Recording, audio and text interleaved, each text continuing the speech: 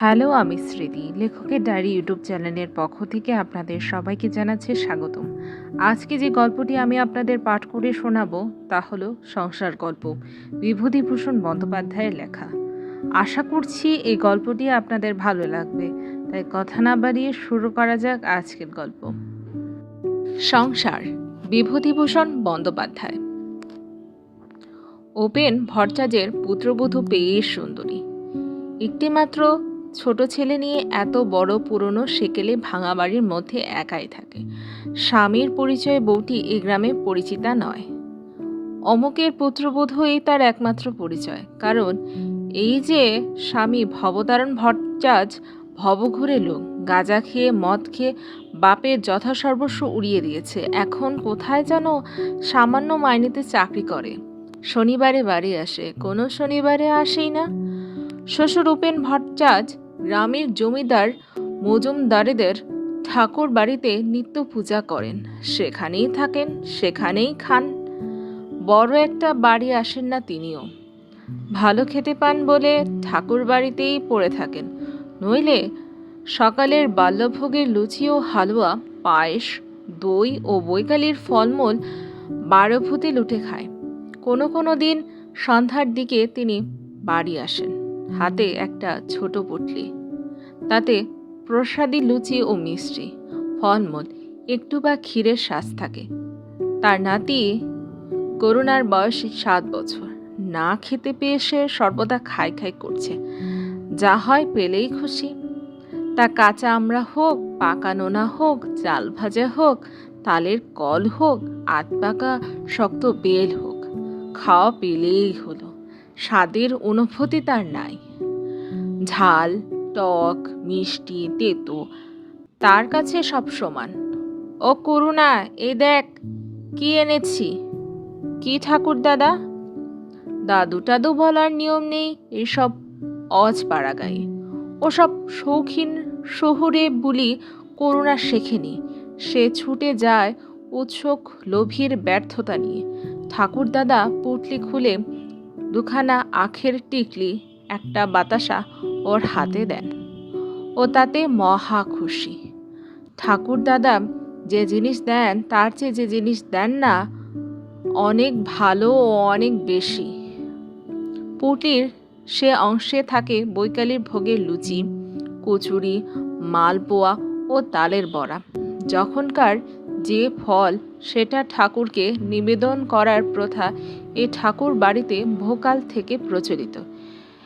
এখন ভাদ্র মাস, কাজে তালের বড়া রোজ বিকেলে নিবেদিত হয়। করুণা এক আধবার পুটলির অন্য অংশে চাইলে, কিন্তু তাতে তার লোভ হয় না। ওরকম দেখতে খুব ছেলেবেলা থেকে সে অভ্যস্ত। সে জানে ও অংশে তার কোনো অধিকার নেই। ঠাকুরদাদার দিকে ও বোকার মতো চেয়ে থাকে। উপেন ভট্টাচার্য গলায় কাশির আওয়াজ করে পুত্রবধূকে তার আগমন বার্তা ঘোষণা করতে করতে বাড়ি ঢোকেন এবং শটাং দোতলায় নিজের ঘরটিতে চলে যান। রোজ তার ঘরটিতে নিজে চাবি দিয়ে বেরিয়ে যান এবং এসে আবার খোলেন। পুত্রবধূকে বিশ্বাস করার পাত্র নন তিনি। কোনো মেয়ে মানুষকে বিশ্বাস নেই। ও বৌমা, বৌমা, উপরে এসো। কে? বাবা। একবার উপরে এসো। পুত্রবধূ উপরে গিয়ে দেখে শ্বশুর পুটলি খুলে কি সব খাবার জিনিস এস্তভাবে হাড়ির মধ্যে পুড়ছেন। পুত্রবধূকে দেখে তাড়াতাড়ি তিনি হাড়িটার দিকে পেছনে ফিরে বসে বললেন, বৌমা, ইয়ে করো তো, আমার ঘরে একটা আলো জ্বেলে দিয়ে যাও। আপনি রাতে কি খাবেন? ভাত রাঁধবো? না, তুমি শুধু খাবার জল 1 ঘটি দিয়ে যেও। এরপরে এ সংসারী বৃদ্ধ শ্বশুরের জন্য পুত্রবধূর রাতবার নিয়ম নেই। যার যার তার তার। ছেলে যখন আসে বাপের খোঁজ নেয় না। ওরা নিজের রাঁধে, নিজেরা খায়। উপেন ভট্টাচার্য এসে নিজের ঘরের তালা খুলে বড় জোর একটু জল কোনোদিন বা একটু নুন চান পুত্রবধূর কাছে, এর বেশি তার কিছু চাইবার থাকে না, কেউ তাকে দেয়ও না। আজ পুত্রবধূ তার জন্য রান্না করার প্রস্তাবে তিনি খানিকটা বিস্মিত না হয়ে পারেননি মনে হলো। বোধহয় সেই জন্যই পুত্রবধূর প্রতি তার মনোভাব হঠাৎ বড় দরাজ হয়ে গেল। তার ফলে যখন আবার সে জলের ঘটি নিয়ে ঢুকল, তখন তিনি হাঁড়িটা সামনে নিয়ে বললেন, দাঁড়াও বৌমা, করুণাকে দিচ্ছি। আর তুমি এই 2খানা লুচি, এই একটু মিষ্টি নিয়ে যাও, জল খেও। পুত্রবধূ 2 হাত পেতে শ্বশুরে দেওয়া 8খানা ক্ষীরের সাজ, খানচারিক লুচি, 8খানা ছানার মালপোয়া ও 2টি তালের বড়া নিয়ে একটু অবাক হয়ে দাঁড়িয়ে রইল। শ্বশুর হঠাৎ কেন এত সদয় হয়ে উঠলেন তার উপরে। না খেয়ে থাকলেও তো কখনো বোঝেন না সে খাচ্ছে না উপোস করেছে। সে বললে, আমি যাই বাবা। হ্যাঁ যাও। পান আছে? না তো বাবা, এ হাটে আমার হাতে পয়সা ছিল না। করুণার পাঠশালার মাইনে 4 আনা বাকি, তাগাদা করছে মাস্টার, তাও দিতে পারছি নে। পুত্রবধূর নাম তারা। গরিব ঘরের মেয়ে না হলে আর এমন সংসারে বিয়ে হবে কেন? নিচে নেমে এসে সে ছেলেকে ডেকে 2খানা লুচি আর মিষ্টিগুলো সব খেতে দিল। নিজের জন্য রাখলো 2খানা লুচি আর 2টো তালের বড়া। ছেলেকে তালের বড়া খেতে দিলে ওর পেট কামড়াবে রাতে। সত্যি, তার হাতে পয়সা না থাকায় কোনোদিনই রাতে সে কিছু খায় না। করুণার জন্য 2 বেলা চাল নেওয়া হয়, ও বেলা জল দেওয়া ভাত সন্ধ্যের পিদিম জ্বালিয়ে করুণাকে খেতে দেয়। তারপর মায়ে পোয়ে শুয়ে পড়ে। নিত্য নক্ষত্র ওঠে আকাশে, নিত্য চাঁদে জ্যোৎস্নায় প্লাবিত হয়ে যায় ওদের মস্ত বড় ছাদটা। ও ছেলেকে নিয়ে এত বড় বাড়ির মধ্যে একখানা ঘরে শুয়ে থাকে। ইঁদুর খোট খাট করে, কালো বাদর পুরনো বাড়ির কোণে কোণে চটাপট শব্দে ওড়ে। ছাদের ধারের বেল গাছটাতে বেলের ডাল বাতাসে দোলে। কোনো দিন ওর ছেলের ঘুম ভেঙে যায়। ভয়ে মাকে ঠেলা দিয়ে ঘুম ভাঙিয়ে বলে, ও কি খুটখুট করছে মা? কিছু না, তুই ঘুমো। ও ইঁদুর বাইরে ছাদে, ওই শোনো। ও কিছু না, তুই ঘুমো। শাকচুন্নি আছে মা বেলগাছে? না, সেসব কিছু না। শোনো মা, রেতার দাদা গল্প করছিল তাদের বাঁশঝাড়ে শাকচুন্নি আছে, রেতা নিজেও দেখেছে একদিন, বুঝলে মা? তুই ঘুমো, ওসব বাজে গল্প। আচ্ছা খোকন, আমি একা একা রাত 8টার সময় পুকুর পাড়ে কাপড় কেচে আসি, আমি কিছু তো দেখি নে। উপেন ভট্টাচার্যের পুত্রবধূর সাহস খুব, একথা গায়েও সকলে বলা বলি করে। অত বড় প্রাচীন অট্টালিকার বহু ঘর দুয়ারের মধ্যে ছোট একটি ছেলে সম্বল করে বাস করে, ওই ভূতের বাড়িতে। বাবা, শ্বশুর তো কালভদ্রে বাড়ি ফেরে, স্বামীও প্রায় তাই। শনিবারে যদি বা এলো, রবিবারে বিকালেই চলে গেল। ধন্যী সাহস বটে মেয়ের ছেলের। কেউ কেউ বলে, মেয়ে মানুষের ভাই যাই বলো, অতটা সাহস ভালো না। স্বভাব চরিত্রের কার কি রকম তা তো কেউ বলতে পারে না। শেষ রাত্রে করুণা আবার মাকে ঠেলা মেরে বলে, ও মা ওঠো না, কিসের শব্দ হচ্ছে? তুই বাবা আর ঘুমাতে দিলি নে। কই, কোথায় শব্দ? কে এসে দরজায় ঘা দিলে? কড়া নাড়লে ওদের ঘরের বাইরে। তারা ধর্মর করে উঠে বলল, কে?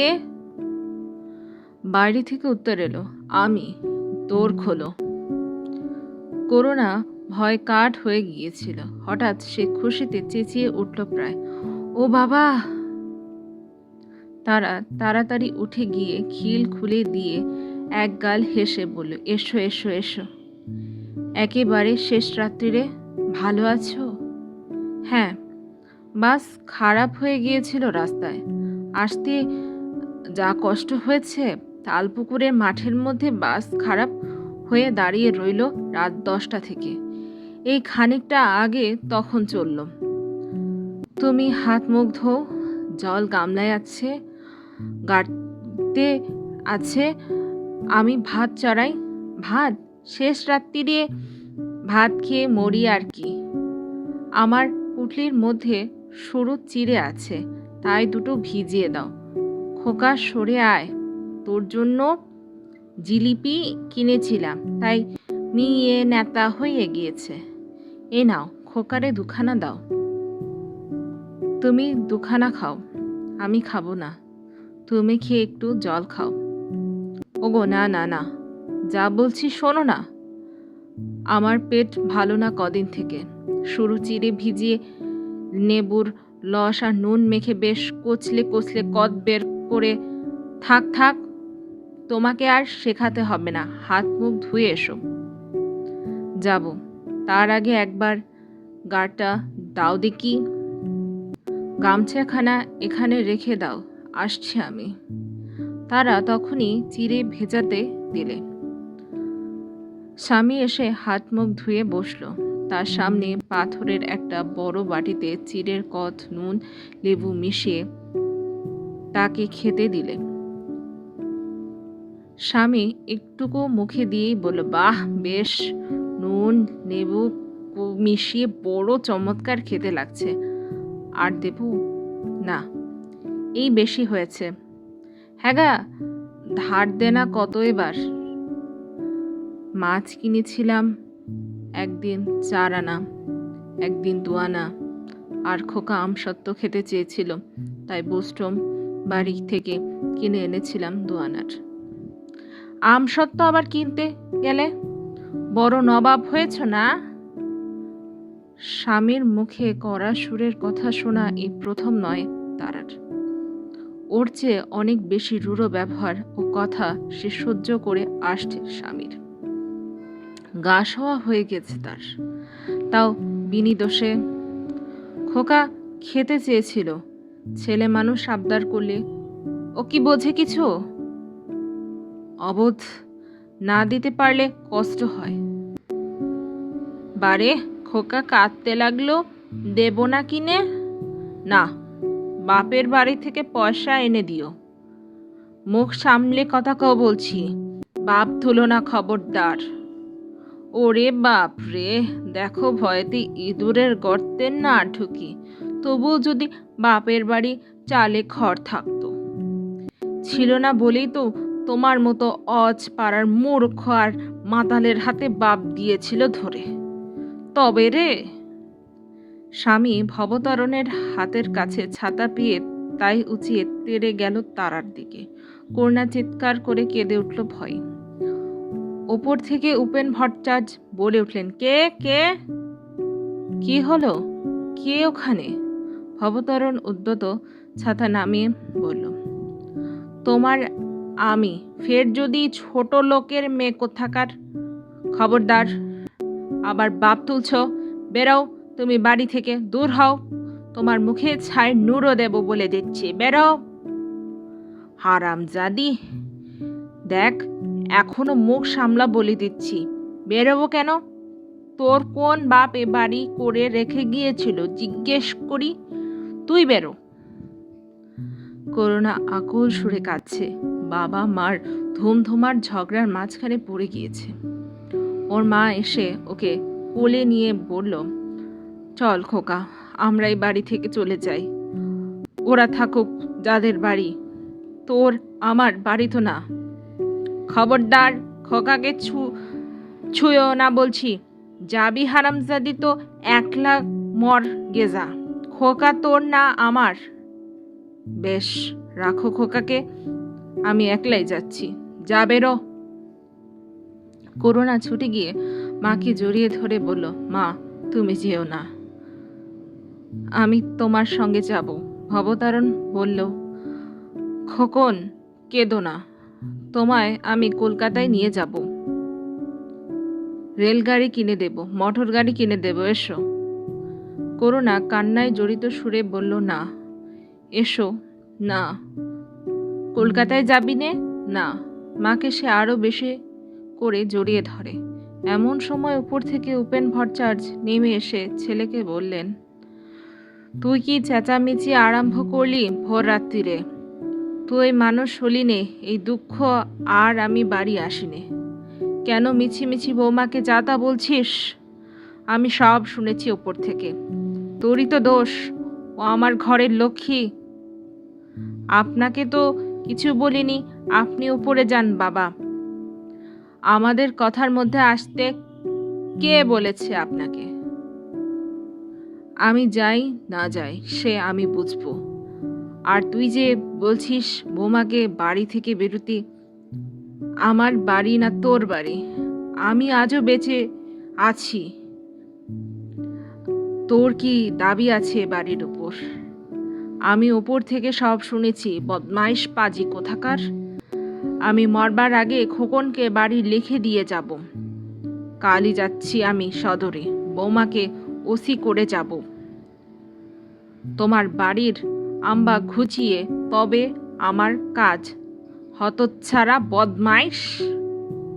রাত দুপুরের সময় এসে উনি ঘরের বউকে বলবেন, বেরো বেরো, মুরদ নেই এক করার। হ্যারে হারামজাদা, ও ভদ্রলোকের মেয়ে, সারা মাস কি খায় তুই তার কোনো হদিশ রাখিস না? কেউ রাখে? বেরো বলতে লজ্জা করে না? এসো তো খোকন, এসো, চলো বৌমা, ওপরের ঘরে চলো। তারা ঘুমটা টেনে দিয়েছিল শ্বশুর আসবার সঙ্গে সঙ্গে। সে ফিস ফিস করে খোকনকে কি বলল। খোকন বলল, ঠাকুর দাদা, তুমি উপরে যাও, মা বলেছে। ভবতারণ সাহস পেয়ে বলল, আমি তাড়িয়ে দেবার কথা আগে মুখে এনেছি না আপনার গুণধর বৌমা? জিজ্ঞাস করুন তো, কে আগে কাকে বেরিয়ে যাবার কথা বলেছে? হ্যাঁ খোকা, বলো তো। আপনার বৌমাই বললে না আমাকে বেরিয়ে যেতে? কেন, ওর বাবার বাড়ি? হ্যাঁ, ওর বাবার বাড়ি, আলবাত ওর বাবার বাড়ি। হারামজাদা, ফের যদি তুমি ওসব কথা মুখে এনেছো তবে তোমাকে আমি। উপেন ভট্টাচার্য উপরে উঠে চলে গেলেন। ভবতারণ চুপ করে বসে রইল তক্তপোষের এক কোণে। খানিকক্ষণ সবাই চুপচাপ। হঠাৎ ভবতারণ উঠে গিয়ে জামার পকেট হাতড়ে একখানা 2 টাকার নোট বার করে স্ত্রীর দিকে ছুড়ে দিয়ে বলল, এই দিলাম, ধার দেনা শোধ দিও। আমি এক্ষুনি চললাম। দেশলাই কিনে নিল আমার। তারা বলল, খোকন, দেশলাইটা ওই রয়েছে, দে তো। একটা বিড়ি ধরিয়ে নিয়ে ভবতারণ জামা গায়ে দিতে দিতে বলল, এসেছিলাম অনেক আশা করে, তাই এ বাড়িতে আমি থাকবো না। এখানে আমার পোষাবে না, বুঝলাম। কেউ যখন আমাকে দেখতে পারে না, এ বাড়ি খাওয়া হলো না, শরীরটাও খারাপ, তা হোক, যাবই, আর আসবো নে। দেখো খোকন, যাবি কলকাতায়? চল আমার সঙ্গে, মোটর কিনে দেব, লজেন্স কিনে দেব। করুণা নিরুত্তর। যাবি? না। এসো আমার সোনা, আমার মানিক, চলো আমার সঙ্গে। এই সময় তারা এগিয়ে এসে স্বামীর হাত ধরে বলল, কেন পাগলামি করছো? বসো, এখনো অন্ধকার রয়েছে। এখন কোথায় যাবে? ছাড়ো হাত। ঝটকায় মেরে ভবতারণ হাত ছাড়িয়ে নিলে। তোমার মতো ইতুরের সঙ্গে আমি কথা বলিনি, আমি খোকনের সঙ্গে কথা বলছি। রাগ করো না। ফের আবার এইবার কিন্তু ভালো হবে না বলছি। খবরদার আমার গা ছুঁয়ো না। আচ্ছা, ছোবো না, বসো ওখানে। ফের কথা বলে, খোকন, খোকন, যাবি আমার সঙ্গে? আয়, আর কখনো যদি এ ভিটেতে পদার্পণ করি তবে আমার। করুণা মায়ের পেছনে গিয়ে লুকিয়ে আছে। তার কোনো সাড়া পাওয়া গেল না। সকালবেলা বেশ রোদ উঠেছে। তারা স্বামীকে দুখানা পেঁপের টুকরা হাতে দিয়ে বলল, খাও, পেট ঠান্ডা হবে। ভবতারণ এই ঘুমিয়ে উঠেছে, চোখ ভারী ভারী। পেঁপের রকেবি হাতে নিয়ে বলল, উনি কোথায়? ওপরে। যাবেন না? তা কি জানি, খাবেন? উনি কবে খান? কাল সন্ধ্যার সময় এলেন, বললাম ভাত বেঁধে দিই, উনি বললেন না। পেঁপে আর আছে, দিয়ে এসো না ওপরে। সে তুমি বললে তবে দেব, সে দিয়ে এসেছি, তুমি তখন ঘুমিয়ে দিও, বুড়ো মানুষ। সে তোমাকে শেখাতে হবে না। খোকন, ও খোকন, শোন। ও খেয়েছে, ওকে ডাকছো কেন? তুমি খেয়ে ফেলো, তোমার পেট ঠান্ডা হবে পেঁপে খেলে। এখন কেমন মনে হচ্ছে? এখনো গোলযোগ যায়নি? ভাতে জল দিয়ে নুন লেবু দিয়ে তাই খাবো। তেল দাও, নিয়ে আসি। করুণা বাপের কাছে এসে বলল, কি বাবা, এই নে খা। তারা বলল, আহা, কেন আবার? তুমি খাও। এই সময় উপেন ভট্টাচার্য খরম পায়ে দিয়ে উপর থেকে নেমে এলেন। ঘরে উকি দিয়ে বললেন, কে? ভবতারণ, ভালো পেঁপে খা। ইয়ে বোমা, আমি আসি, ওখানেই খাবো। ভবতারণ, আজ আসিস তো? ভবতারণ দাঁড়িয়ে উঠে বললে, না বাবা, ওবেলা চলে যাব। আপনি আসবেন না ওবেলা? আচ্ছা, তুই যাবার আগে আমি ফিরে আসবো। আমি? এই সময় তারা ফিস ফিস স্বরে কি বললে স্বামীকে। ভবতারণ ডেকে বলল, বাবা। কি? এবেলা এখানে দুটো খাবেন। আপনার বোমা বলেছে কই মাছ আনতে। যাচ্ছি বাজারে, একসঙ্গে বসে অনেক দিন খাইনি, কেমন? উপেন ভট্টাচার্য সম্মতি জ্ঞাপন করে রোয়াক থেকে উঠোনে পা দিলেন। কি ভেবে এসে আবার বসলেন রোয়াকে। পুত্রবধূ বললেন, তামাক সেজে দেব? দেও দেখি। ছেলে ভবতারণ নিজে তামাক সেজে নিয়ে এলো। বৃদ্ধ উপেন ভট্টাচার্য চোখ বুঝে হোকায় টান দিতে দিতে চিন্তা করতে লাগলেন। এমন সকালবেলা কতকাল আসেনি তার জীবনে। স্ত্রী মারা গিয়েছে আজ বোধহয় 20 বছর। ভবতারণ তখন 11 বছরের বালক। তারপর থেকে ছন্ন ছাড়া সংসার জীবন চলছে। আটসাট নেই কোনো বিষয়ে কারো। তার উপরে দারিদ্র তো আছে। হাতে পয়সা ছিল না বলেই ভবতারণকে লেখাপড়া শেখাতে পারেননি। লেখাপড়া শেখালে এত খারাপ হতো না সে। অবহেলিত পুত্রের প্রতি উপেন ভট্টাচার্যের মায়া হলো। কাল এত বকুনি দেওয়াটা উচিত হয়নি। ভবতারণ বাড়ি ফিরে এলো 8টার সময়। স্ত্রীকে বলল, দেখো, কারে বলে শ্বশুর কই, 8 পোয়ার নামও নেই, ওপরে 1 পোয়া 5-6টা, বাবাকে দেখাও। পুত্রবধূ বলল, এই দেখুন, বাহ বাহ, কত করে শের নিলে? 3.5 টাকা। তা হবে, যুদ্ধের সময় ছিল ভালো। এ দিন দিন যা হয়ে উঠল। অনেক দিন পরে পুত্র ও পুত্রবধূর সেবা যত্ন জুটল উপেন ভট্টাচার্যের ভাগ্যে। এমন একসঙ্গে খাওয়া দাওয়া কতকাল হয়নি। তিনি পড়ে থাকেন মজুমদারদের ঠাকুর বাড়িতে, পেটের দায়িত্ব। ছেলে উপযুক্ত হয়নি। নিজেরই ছেলেটাকে সে খেতে দিতে পারে না। ওদের ভার লাঘব করবার জন্যই তিনি পরের বাড়ি খান।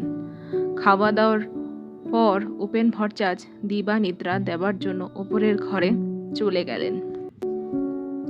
পুত্রবধূ তামাক সেজে দিয়ে গেল। আহ, কি আরাম! সব আছে তার, অথচ নেই কিছুই। আজ দিনটা একটা চমৎকার দিন। এমন দিন আবার কবে আসবে?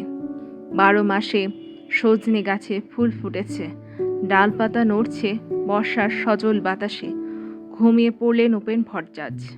উপেন ভট্টাচার্যের পুত্রবধূ আপন মনে আজ খুব খুশি। ছন্ন ছাড়া ভাঙা বৃহৎ বাড়ি আজ যেন কার পদস্পর্শে লক্ষ্মীর সংসারে পরিণত হয়েছে। দোতলায় শ্বশুরকে তামাক সেজে দিতে যাওয়ার সময় এ কথাই তার মনে হচ্ছিল। তার আছে সবই, শ্বশুর, স্বামী, পুত্র, যা চায় মেয়েরা, এত বড় বাড়ি, জাজ্বল্যমান সংসার যাকে বলে। ওদের সকলের পাতে পাতে ভাত মাছ দিয়ে আজ কত সুখ পেয়েছে সে। ওদের খাইই সুখ। ভাবতে ভাবতে সেও ঘুমিয়ে পড়ল। ভবতরণ অন্যদিন খেয়ে দিয়ে আড্ডা দিতে বেরোয় রায়পাড়ার হরু রায়ের নাতি অমূল্য রায়ের ওখানে। স্থল পথের যাত্রী দুজনেই। দুপুরের পর ভরা পেটে মোতাত জমে ভালো। আজ কিন্তু সে বাইরে গেল না। স্ত্রীকে ঘুমাতে দেখে সে মনে মনে ক্রুদ্ধ হলো। কেন, দুটো গল্প করতে কি হয়েছিল? তারা কি সে রোজ রোজ পায়? কত কষ্টে থাকে এই বাড়িতে একা। সে নিজে অক্ষম স্বামী, কিছু করবার পথ তার নেই সামনে। সে ভালো হবে ভেবেছে কতবার, কিন্তু তা হবার জো নেই। সে জানে কেন। সঙ্গ বড় খারাপ জিনিস। সেসব বন্ধুদের সঙ্গ তাকে এইখানে নামিয়েছে। জলপথ স্থলপথ কোনো পথ বাকি রাখেনি। আজকের সংকল্প কাল উড়ে যাবে কর্পূরের মতো। তবু আজকের দিনটি একটা সুন্দর জাকালুম শান্ত দিন হয়ে থাকে তার জীবনে। তারাকে ঘুমিয়ে থেকে উঠিয়ে বলল, চা আছে ঘরে? চা করো, বাবাকে দিয়ে এসো, আমি একটু খাই। না, চা খাই না, লেবু আর নুন দিয়ে চিড়ের কত করে দিই। শ্রী সত্যি তাকে যত্ন করবার চেষ্টা করছে। তার আদৃষ্টে নেই কার কি দোষ। তারা সত্যি ভালো মেয়ে বড্ড। এদিকে দিবানিদ্রা ভেঙে উপেন ভট্টাচার্য সবে উঠেছেন। অমনি পুত্রবধূ গরম চায়ের গ্লাস নিয়ে এসে তার হাতে দিল। বিস্মিত চোখে পুত্রবধূ দিকে চেয়ে বলেন, কি চা বাড়িতে ছিল? ছিল, বেশ বেশ বেশ। পুত্রবধূর হাসি মুখে বলল, আর কিছু খাবেন? হ্যাঁ, তা কি খাবে? বেশ, দো ভাজা করে চিড়ে ভেজে নারকেল কোড়া দিয়ে নিয়ে এসে দেব। বেশ, কাঁচা লঙ্কা অমনি ওই সঙ্গে একটা এনো। আর শোনো, ভবতারণকে আর খোকনকেও দিও। তামাক দেব বাবা? এখন না, চিড়ে ভাজা আগে খাই, তারপরে। বাহ, মোতারটা নষ্ট করে দেবে বৌমা। এমনই সুন্দর হাসি খুশির মধ্য দিয়ে সেদিনের সূর্য ডুবে গেল জামদার বড় বিলের ওপারে। সারাদিন কেউ কোথাও নেই। ভবতরণ চলে গিয়েছে। যা সামান্য 2টি টাকা দিয়ে গিয়েছে তাতে 5 দিনের চালও হবে না। উপেন ভট্টাচার্য গিয়ে উঠেছেন মজুমদারদের ঠাকুর বাড়িতে। একা রয়েছে তার পুত্রবধূ সেই প্রকাণ্ড ভাঙা বাড়িতে, ছোট্ট ছেলেকে নিয়ে রাত্রে। আবার কলা বাদুর এসে উড়ে কড়ি কাঠের খোপে খোপে পেঁচা ডাকে ডুমুর গাছের নির্জর অন্ধকারের মধ্যে। করুণা ঘুমের মধ্যে মাকে বলল, ও কিসের শব্দ মা? ওঠো ওঠো, ওটা কি মা? আর এখানেই শেষ হয় বিভূতিভূষণ বন্দ্যোপাধ্যায়ের সংসার গল্প। আর আমার এই গল্পটি যদি আপনাদের ভালো লেগে থাকে, অবশ্যই আমার চ্যানেলকে লাইক, কমেন্ট, সাবস্ক্রাইব এবং শেয়ার করতে ভুলবেন না। আজ এখানেই বিদায় নিচ্ছি। পরবর্তীতে আপনাদের মাঝে আবার হাজির হব নতুন কোনো গল্প নিয়ে। আমি স্মৃতি, বিদায়।